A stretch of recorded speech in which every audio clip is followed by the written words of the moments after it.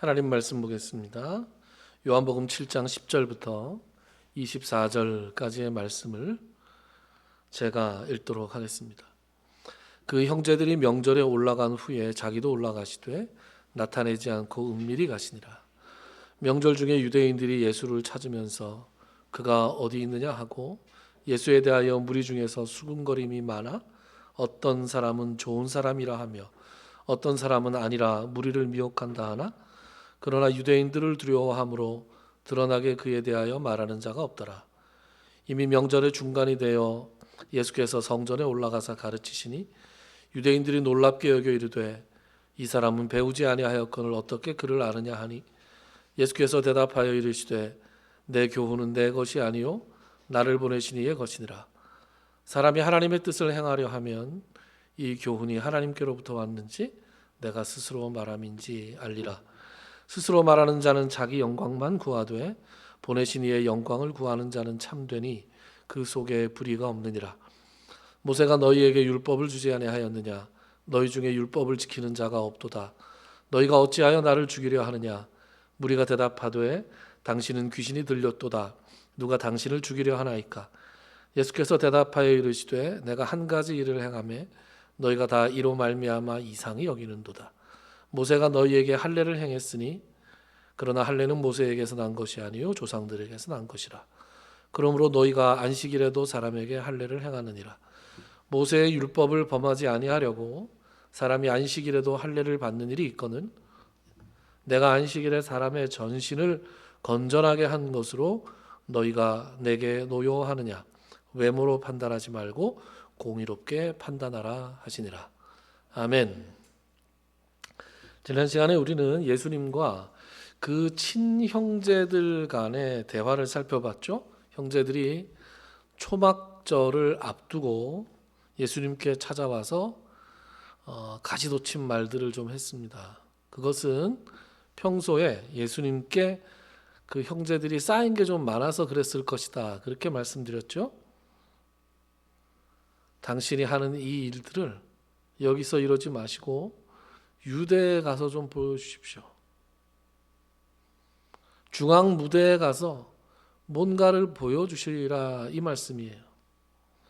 당신이 하나님의 아들임을 증명하는 뭔가 큰 일을 좀 보여주십시오. 하지만 예수님은 거절하셨습니다. 아직 내 때가 아니다. 그렇게 말씀하시고 갈릴리에 머물러 계셨다라고 지난주 본문 제일 마지막 절인 9절은 우리에게 전해주고 있습니다. 사실 형제들은 아무리 쌓인 것이 많았다 하더라도 이런 말은 좀 선이 넘은 거였다. 그런 선을 넘은 것이었다. 그런 말씀을 드렸었죠. 왜냐? 유대인들이 지금 예수님을 어떻게 해서든 죽이려고 기회를 엿보고 있었는데 살기 등등한 사람들로 가득한 예루살렘에 가라 이렇게 말하는 것은 자신의 혈육을 사지로 내모는 것이나 다름없었기 때문이었다. 그런 말씀을 드렸습니다. 그런데 오늘 본문은 한 가지 반전으로 시작합니다. 안 가시겠다 그랬죠? 아직 때가 아니다. 그래서 갈릴리에 머물러 계셨다. 그런데 어떻게 하셨다고요? 10절을 우리 같이 한번 읽어봅시다. 시작. 그 형제들이 명절에 올라간 후에 자기도 올라가시되 나타나지 않고 은밀히 가시니라. 아멘. 가셨네요.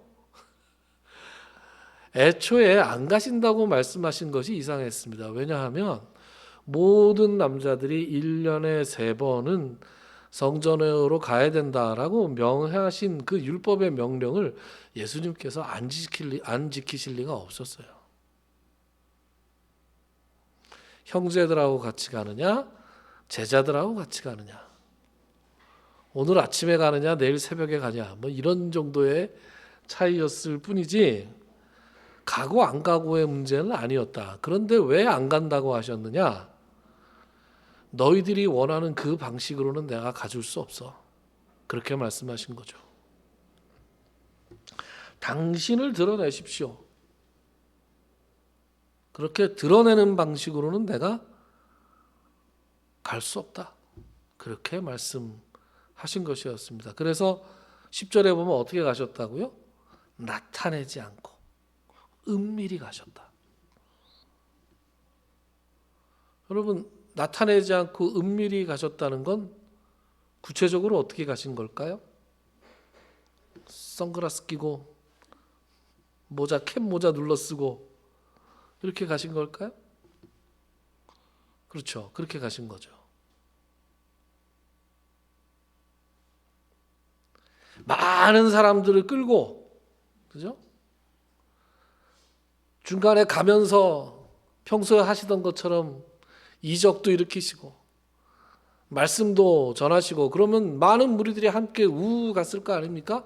어떤 새가 형성됐겠죠. 그래서 마치 예수님께서 예루살렘을 지금 접수하러 간다 이런 느낌으로 가지 않으셨다 이런 말씀입니다.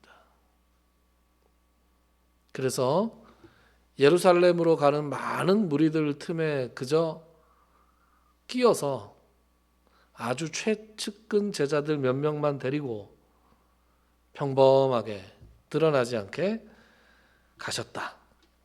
자, 그렇게 예수님께서 유대로 예루살렘으로 가셨습니다. 초막절을 지키기 위해서 가신 거죠. 그리고 예루살렘의 분위기는 예상대로 험악했습니다. 여러분, 명절이잖아요. 일주일이나 지속되는 명절인데 명절 분위기는 뭔가 좀 즐겁고, 그죠? 들뜬 분위기여야 되잖아요. 그런데 오늘 본문 사도 요한이 묘사하고 있는 이 초막절 분위기는 숨이 막힐 것 같은 그런 음험한 분위기였습니다. 11절부터 13절까지를 보면 그 분위기가 나옵니다. 우리 같이 한번 읽어봅시다. 시작. 명절 중에 유대인들이 예수를 찾으면서 그가 어디 있느냐 하고 예수에 대하여 무리 중에서 수군거림이 많아 어떤 사람은 좋은 사람이라 하며 어떤 사람은 아니라 무리를 미혹한다 하나 그러나 유대인들을 두려워함으로 드러나게 그에 대하여 말하는 자가 없더라. 11절에 보면 찾으면서, 그죠? 찾으면서. 여기서 찾는다라는 얘기는 계속 수소문을 하면서 뒤지고 다녔다. 그냥 단순한 호기심이 아니라 불순한 의도를 가진 그런 수색이었다. 더군다나 여기 그가 어디 있느냐라는 말에서 이 그가라는 말은 헬라어로 에케이노스인데 그 놈, 그 녀석 이런 것에 가까운 뉘앙스를 가진 단어였습니다. 그러면 그놈 어디냐? 그 녀석 어디냐?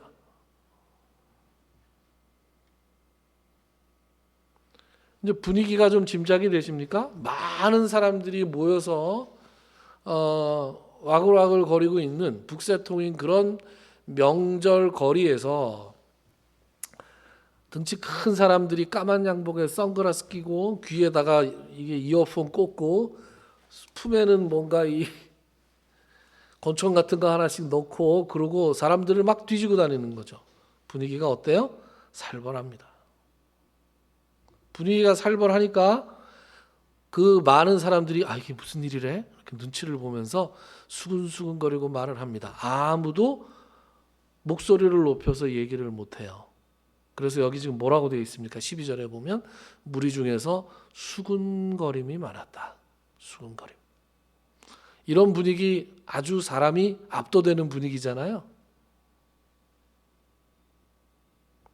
그 쫙 깔린 그 까만 양복 사람들이 누구를 지금 찾고 있는지 사람들은 대충 다 알고 있었습니다.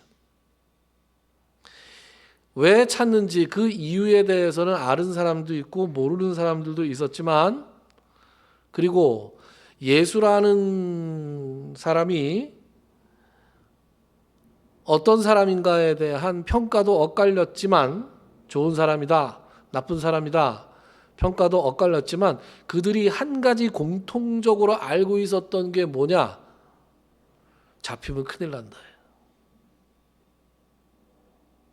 뭔가 잡히면 심상치 않은 일이 일어날 거다라는 것을 분위기로 짐작하고 있습니다. 더불어 여기서 나도 입을 잘못 놀리면 나에게 별로 좋지 않은 일이 일어날 수 있다라는 것을 직감적으로 다들 알고 있습니다. 그래서 13절에 뭐라 그래요? 유대인들을 두려워함으로 드러나게 그에 대해서 말하는 사람들이 없었다. 다들 입조심을 하고 있는 겁니다. 그러면 이런 와중에, 이 와중에 예루살렘으로 예수님께서 은밀하게 오셨다 그랬잖아요. 그럼 지금 예수님 뭐 하고 계십니까? 계속해서 은밀하게 계십니까? 어떻게 하고 계십니까? 14절 같이 읽어봅시다. 시작. 이미 명절의 중간이 되어 예수께서 성전에 올라가사 가르치시니. 아멘. 다들 숨어 있을 거라고 생각해서 막 찾고 있어요 지금. 그런데 예수님께서는 의외로 당신이 마땅히 계셔야 할 곳에 계시는 거예요. 그게 어디입니까? 성전입니다. 그 살벌하고 험악한 분위기에서 당신이 있어야 할 곳에서 당신이 마땅히 해야 할 일을 하고 계신 예수님입니다. 여러분, 이게 가만히 마음속으로 상상해 보면 뭔가 좀 뭉클한 그런 장면이에요. 지금 예수님께 달려가서 이렇게 말하고 싶지 않습니까? 위험합니다. 피하세요. 지금 여기서 이렇게 이 한가롭게 여기서 지금 말씀을 증거하고 계실 때가 아닙니다, 주님. 이렇게 말씀드리고 싶은 그런 순간이에요. 그러나 예수님은 너무나도 차분하고 너무나도 담담하게 당신께서 하셔야 할 일을 하고 계셨습니다. 그 모습과 그 입에서 나오는 말씀이 얼마나 압도적이고 권위적이었는지 그를 잡으러 다니던 유대인들조차 호기심을 갖게 만들었습니다. 15절 제가 읽을게요. 유대인들이 놀랍게 여겨 이르되 이 사람은 배우지 아니하였거늘 어떻게 그를 아느냐 하니. 여러분, 아까 11절에서는 유대인들이 예수를 그놈 어딨어? 이러면서 찾으러 다녔다 그랬어요. 그런데 막상 저기서 말씀을 전하고 있는 사람이 있어서 그 곁에 다가갔더니 어떻게 됐다는 거예요? 어마어마하게 많은 사람들이 모여 있는데 그 말씀을 듣고 보니 야, 이게 어디서 생전 듣도 보도 못한 말씀을 하고 있는 거예요. 지금까지는 그를 깔보고 잡으러 다녔습니다.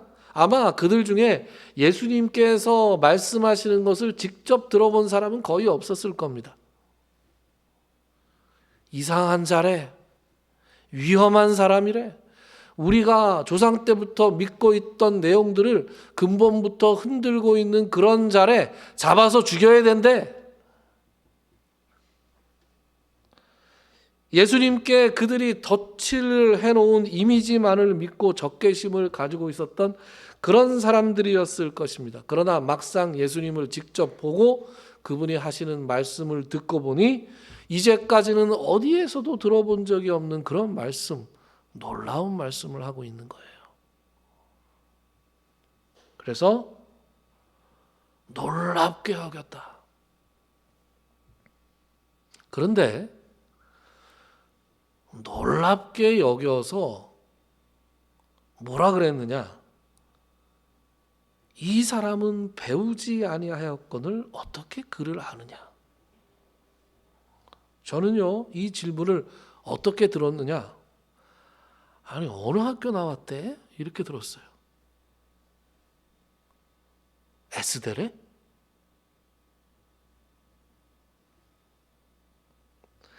여러분, 지난주에는 에이펙이 있었고 옛날에는 아펙이라 그랬는데 아페크라 그러지 않았습니까?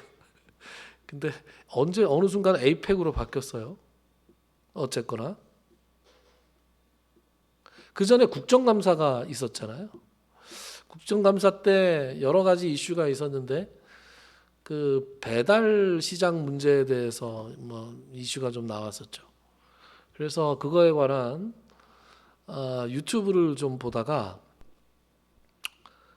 도대체 어떻게 돌아가는 건가? 유튜브를 보다가 유튜버 이름이 대행자예요. 대행자. 나중에 한번 이제 찾아보세요. 대행자 보신 적 있으세요? 어머, 그러시군요. 말을 너무 잘하는 거예요. 말하는 폼이요, 아나운서 같아요. 그걸 뭐라 그래? 딕션이라 그러죠. 말이 얼마나 똑 부러지고 내용이 얼마나 조리가 있는지, 야, 저 사람 뭐 하는 사람이지? 뭐 하는 사람은요, 오토바이 타고 배달하는 사람인데 액면 그대로 안 보고 오토바이 타고 배달하는 복장으로 나와서 얘기를 하는데, 그걸 보고 야, 뭐 하는 사람이지? 이런 생각을 계속했습니다. 야, 저 사람 전에 뭐 하던 사람이지? 속물이죠, 속물. 제가 속물입니다. 아니, 그 사람이 이 배달에 관한, 이 배달 앱, 배달 시장, 이 모든 문제에 대해서 얘기를 하면 그 사람의 얘기가 맞는지 틀리는지, 합리적인지 비합리적인지 들으면 되는데, 저 사람 뭐 하던 사람일까? 왜 그런 생각을 하는 거예요, 도무지? 야, 저 사람 되게 많이 배운 사람 같은데. 그냥 그 사람 유튜브를 몇 개 보고 났더니 많이 배운 사람은 많이 배운 사람이더군요. 어쨌든 15절에 나오는 유대인들의 반응이 제가 했던 반응과 비슷해서, 이 참 문제가 있다. 이 속물근성을 언제 버릴 수 있을까? 그런 생각을 했습니다. 예수님 말씀이 놀라운 것이었으면 그냥 놀라면 되는 거잖아요. 근데 거기다 대고 출신과 학력과 배경을 지금 캐고 있는 거예요. 그래서 진리를 보지 못하는 것입니다. 그렇게 속물근성을 그들이 드러내자 예수님께서 뭐라고 말씀하시느냐? 16절부터 18절까지 같이 읽어봅시다. 시작. 예수께서 대답하여 이르시되 내 교훈은 내 것이 아니요 나를 보내신 이의 것이니라. 사람이 하나님의 뜻을 행하려 하면 이 교훈이 하나님께로부터 왔는지 내가 스스로 말함인지 알리라. 스스로 말하는 자는 자기 영광만 구하되 보내신 이의 영광을 구하는 자는 참되니 그 속에 불의가 없느니라. 아멘. 내 교훈은, 즉 내 가르침은 나의 것이 아니라 나를 보내신 이, 즉 하나님으로부터 온 것이다. 내 가르침이 하나님으로부터 온 것인지 내가 스스로 말하는 것인지 판단이 안 되느냐? 그것은 너희가 하나님의 뜻을 행하고 있다면 판단할 수 있는 것이다. 너희는 하나님의 뜻을 행하여 하나님의 영광을 구하는 사람들이냐? 그러면 내가 하나님의 영광을 구하는 사람인지, 아니면 나의 영광을 구하는 스스로 말하는 사람인 줄 알 것이다. 하나님의 영광을 구하는 사람은 참되고 그 속에 의롭지 않은 것이 없다. 오늘 우리 장로님께서도 기도하실 때 지난주 우리 국가적으로 또 세계적으로 중요한 행사에 대해서 말씀하시고 감사하셨는데, 저도 그렇게 생각합니다. 근데 이번에 이제 한미 정상회담을 할 때 우리나라에서 트럼프 어르신한테 왕관 선물을 했잖아요. 왕관. 그 왕관에 대해서 다들 말이 많습니다. 네. 근데 저는 이제 오늘 본문과 관련해서 그런 생각을 해봤습니다. 트럼프 어르신은 과연 미국의 이익보다 자기의 이익보다 미국의 이익을 우선시하는 사람이었는가? 관세 협상을 비롯해서 여러 가지 협상에 대해서 뭐 제가 자세하게 언급하지는 않겠습니다. 뭐 잘 뭐 그런 거 자세하게 언급할 만한 능력도 없고 그럴 자리도 아니잖아요. 뭐 협상이 잘 됐는지 못 됐는지 뭐 이런 것은 각자가 판단하시면 될 것 같고요. 제가 딱 오늘 본문과 연관해서 그 왕관 얘기를 하자면 제 눈에는 말이에요. 우리나라에서 왕관을 주고 핵잠수함을 받았다 이런 생각이 들더라고요. 그 표정 보셨어요? 그 왕관을 딱 내놓고 그 이렇게 대통령이 우리나라 대통령이 이렇게 하니까 이렇게 대통령 입 한 번 그리고 이렇게 눈을 이렇게 내리깔아 가지고 왕관 한 번 이렇게 계속 왔다 갔다 하면서 그 보는 그 너무 좋아하는 걸 그 감추지 못하는 그 표정.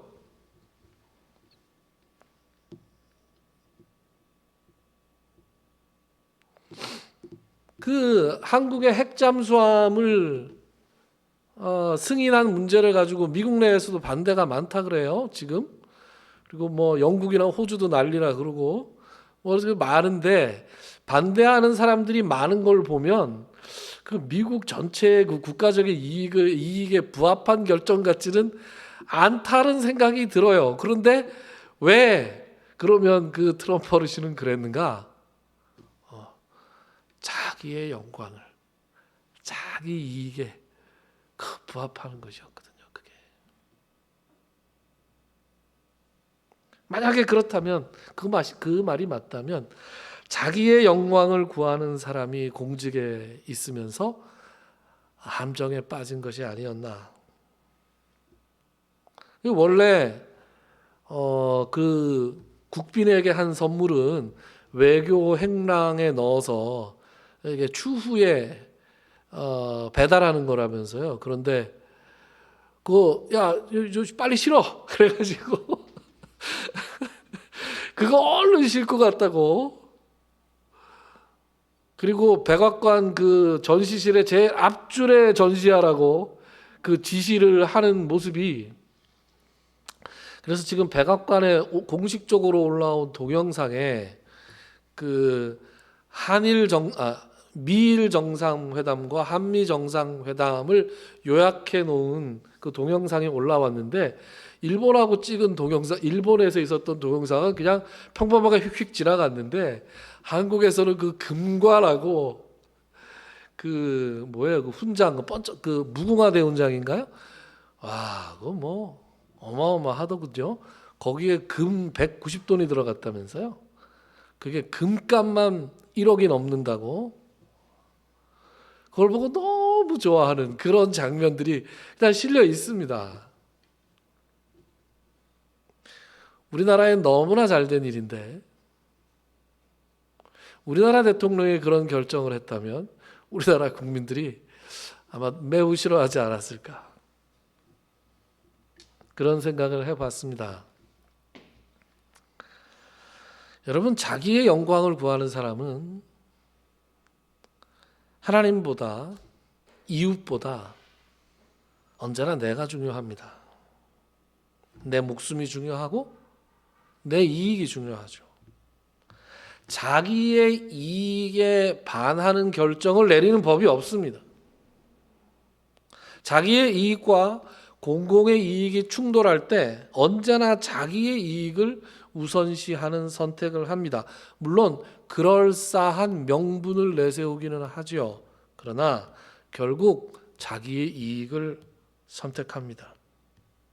유대인들이 예수님께 책망을 받았던 이유는 그들의 행위와 판단이 명분상으로는 하나님의 영광을 구하는 척 했지만 실제로는 자기들의 종교적인 권위와 보다도 근본적으로는 경제적인 이익에 부합하는 것이었기 때문에 그랬습니다.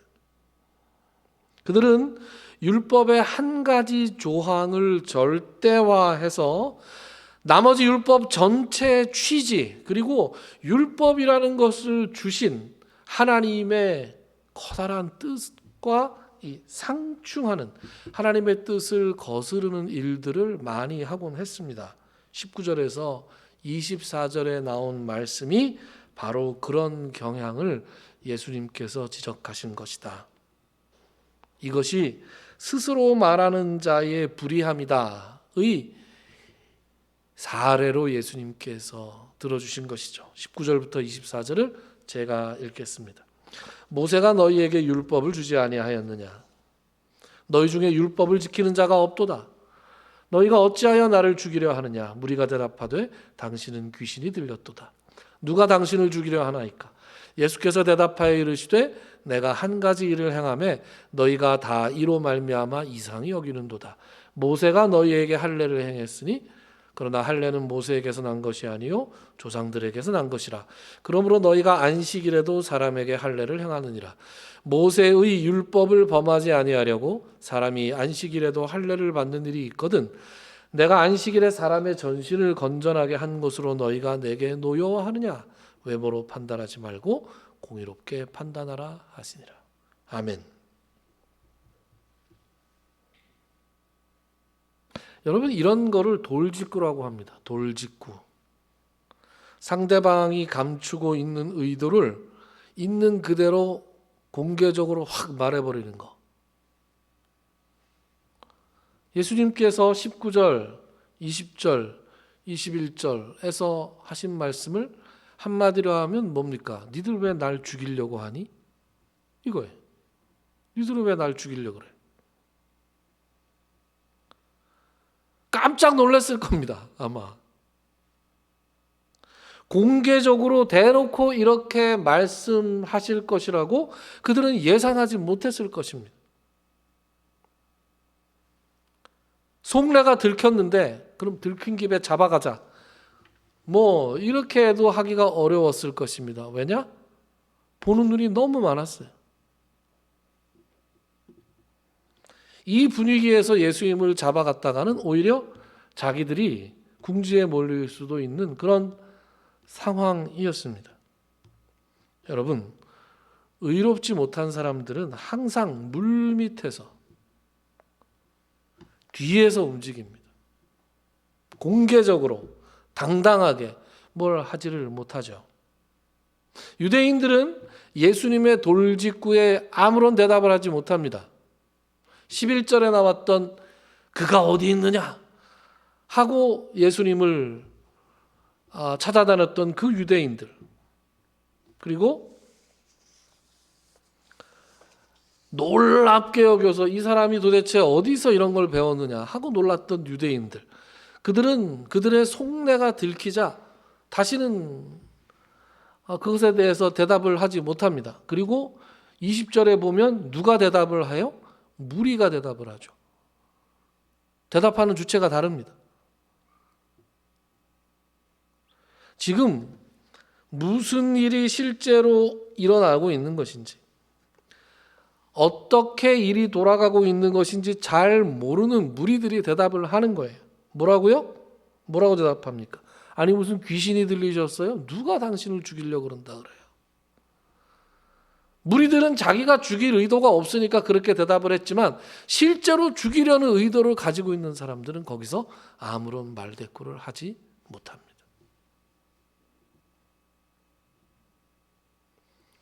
어쨌든 무리들이 그렇게 대답을 하자 예수님께서 자신이 날리신 돌직구에 대한 근거를 대십니다. 레위기 12장 3절에 보면 8째 되는 날에 그 아이의 포피를 베라, 즉 할례에 대한 명령을 하시거든요. 그런데 8째 되는 날이, 태어난 지 8째 되는 날이 안식일과 겹치면 어떻게 해야 되느냐, 그런 문제가 생겼었어요. 안식일에는 아무것도 하지 말라 그랬고, 8째 되는 날에는 할례를 행하라고 했는데, 그럼 두 개가 겹치면 어떻게 해야 됩니까? 그래서 그들은 할례가 더 중요하다고 생각을 했는지 안식일에도 할례를 행했습니다. 예수님께서는 바로 그 문제를 지적하고 계십니다. 23절 말씀에 모세의 율법을 범하지 아니하려고 사람이 안식일에도 할례를 받는 일이 있지 않느냐. 그런데 내가 안식일에 사람의 전신을 건전하게 한 것, 건강하고 온전하게 했다는 것이죠. 그것으로 너희가 내게 노여워하느냐? 그것으로 인해서 너희가 나를 죽이려고 하는 거 아니냐 지금. 이거 지금 무슨 사건을 가리키는 겁니까? 요한복음 5장에 나왔던 베데스다에서 38년 된 병자를 고치셨던 그 사건을 예수님께서 말씀하고 계십니다. 그리고 결론을 내리십니다. 외모로 판단하지 말고 공의롭게 판단해라. 여러분, 공의가 뭡니까? 공의는 잘 안 쓰는 말이죠. 그죠? 공의는 공평할 공, 옳을 의자입니다. 그러니까 공평하고 옳다, 공정한 의로움이다. 요즘 우리가 많이 쓰는 말로는 정의라고 해야 됩니다. 그래서 우리가 오늘 말씀을 보기 전에 정의에 관한 찬송가를 두 곡 불렀어요. 그리스도인은 정의로워야 됩니다. 외모로 판단하지 말고 정의롭게 판단해라. 이것은 우리 신앙인들이 모든 사안에 대해서 가져야 될 판단의 기준이 됩니다. 여러분, 정의롭다는 것은 형식에 치우치는 것이 아닙니다. 본질을 구하는 겁니다.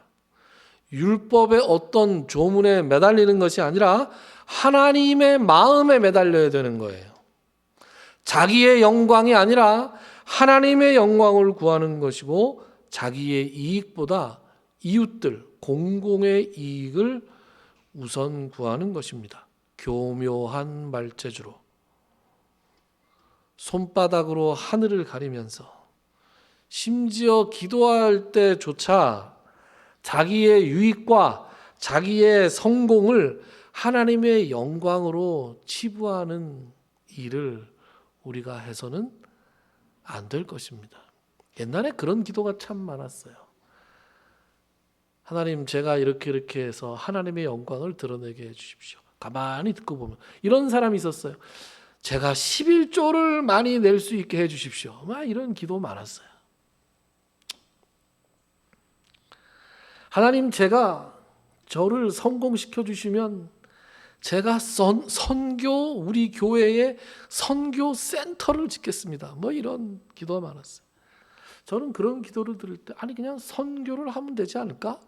이런 생각을 했습니다. 저는 그런 기도들의 대부분이 하나님의 영광, 선교 이런 것을 빙자한